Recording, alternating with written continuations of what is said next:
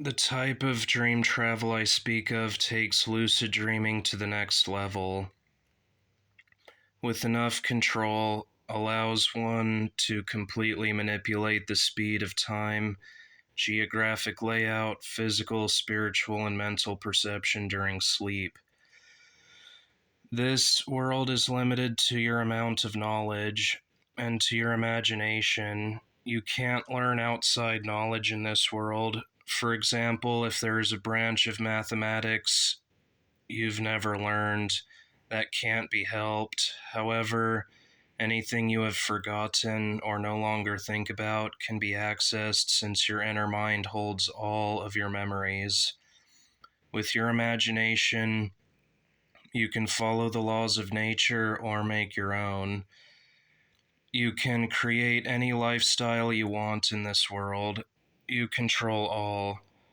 But the only way this world can be educational is through self experimentation. With this power, you can intensify or ease any feelings you've ever felt, physical or mental. You can expand your performance in something you already know. For example, if you know all the rules to chess, you can master it overnight. Despite the near limitless freedom in this ability, I've made strict rules for myself. These consist of whatever life I choose, never live longer than 20 years. Always make the knowledge of living in a simulated world unobtainable until waking up. And in the simulated world, do not become aware of Taoism until 5 years remain. Taoism consists of the yin yang. It represents the endless flow of good, bad, positive, negative, light, dark, strong, weak, exertion, rest, construction, and destruction. These opposites are equally important and must be balanced for maximum strength and peace of mind. I am a philosopher, and my goal is to gain an understanding of as many perspectives as possible and keep unwavering health and morale. The more pain I can endure, the more happiness I can create, the more I can expand my mind, the better. I will predetermine everything I do and experience, and the person I manifest myself as will be entirely unaware of this.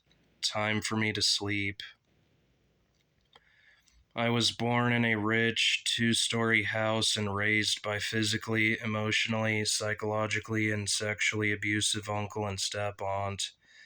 Ugly, nasty, middle-aged people. I always had to go to dysfunctional, bully-infested homework, happy teachers, and crappy lunches. Homework was overwhelmingly boring and difficult. My average grades were D's and F's. I was often beaten for it. Sometimes, when my elders were asleep or at work, I would steal a little bit of their money and sneak out to the arcade or bookstore. With their high amounts of wealth, $100 was considered a little bit, and they rarely notice anything amiss. This small feeling of escape and grandeur provided great relief and enjoyment, but it simply couldn't fix my horrible childhood.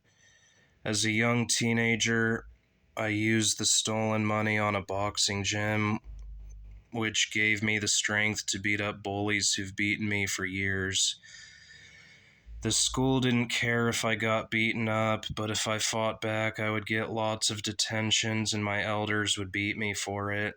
At age 14, I stopped going to school. I beat up my elders, took $5,000, and lived next to a soup kitchen in an alleyway. A year later, I found a book at the bookstore and bought it. The book was about Taoism, and it healed my mind to some extent, but my scars made it hard to follow. At age 17, I fell in love with a girl my age, and we had all the fun a mature relationship would have. Parks, restaurants, theaters, laughs, chats, and in bed. 6 months in, however, she got bored with me and dumped me for someone better. I was extremely hurt and lovesick for a long time. A few months later, I joined the military for high pay and for travel. I was sent to other countries to fight crazy wars. During war, I experienced physical exhaustion, famine, dehydration, fear, mental exhaustion, and ear damage. A year in, an arm and a leg were blown off. I was sent home and hospitalized. After the hospital, I dwelled at a park and just played chess every day. I befriended a guy a few years older. We would always laugh and chat during chess. I eventually got really good at the game, and living at the park was easing my depression. 8 months later, however, my friend died in a car accident. The only friend I've ever had was gone just like that. It was really painful. 4 months later, on my 20th birthday, I died of a heart attack. I startled awake with a wave of exhaustion and confusion. All of my memories had returned. 30 minutes of sleep was equal to 2 years in the simulations. The mental stress of this exercise robbed me of my rest, and I felt as if I'd gone a week without sleep. This especially since I've made everything twice as impactful as they really are. I wept for relief and recovery. This is a dangerous practice, and I've given myself a 3-month break from it. Once I regained the strength and confidence, I made another simulation and slept. I was born in a village surrounded by beautiful mountains, grass plains, and waterfalls. I was raised by my grandfather, who taught me everything I already know about martial arts. He and I trained together 10 hours a day. The training was extremely painful, but Granddad constantly encouraged me, so I stayed strong. I sparred with the local kids with medium contact. The strikes we exchanged were painful and bruised us, but no scars. It strengthened us. There was no transportation other than feet, which is also strengthening and fun. At age 15, I bought a book about Taoism from a foreign merchant, and it was great. I will need its teachings to cope with what happens to me 4 years later. A large group of soldiers uh, attacked my granddad and I during our forest walk. We didn't know why they were there or why they attacked, but only survival mattered. We fought the horde with great speed and force. 10 minutes later, we killed most of them, but one of them got lucky and stabbed my granddad's throat. I stormed towards the guy who did that and exploded his jaw with one fatal punch. Then I crushed the rest of the troops. I looked down at my granddad's hurt but strangely peaceful, lifeless eyes.